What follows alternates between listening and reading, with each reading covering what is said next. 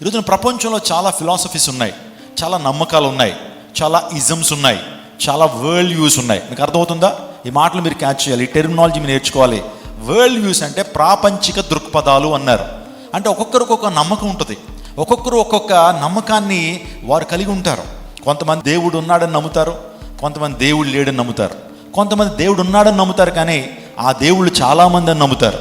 కొంతమంది అంటారు దేవుడు ఒక్కడే ఉన్నాడని నమ్ముతారు. ఇంకో మాట చెప్పనండి, మరికొంతమంది ప్రపంచంలో ఉన్నారో వారిని ప్యాంథీయిస్టులు అంటారు. ప్యాంథీయిజం అంటే అన్నిట్లో కూడా దేవుణ్ణి చూచేటువంటి వారు. ఇందు లేడని అందు సందేహం వలదు, ఎందెందు చూసినా అందందే కలడని చెప్పేటువంటి వారు. నువ్వు చూడాలి కానీ ప్రతి దాంట్లో కూడా దేవుడు ఉన్నాడని నమ్మేటువంటి వారిని ప్యాంథీయిస్టులు అంటారు. ప్యాంథీయిజం అనేటువంటిది, దీన్ని వరల్డ్ వ్యూ అంటారు, ప్రాపంచిక దృక్పథాలు అంటారు.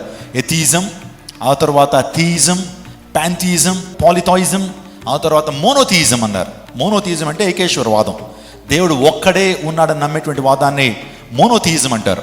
ఆ మోనోథియిజానికి సంబంధించినటువంటి 3 మతాలు, ఒకటి క్రిస్టియానిటీ, రెండోది ఇస్లాం, మూడోది జుడాయిజం.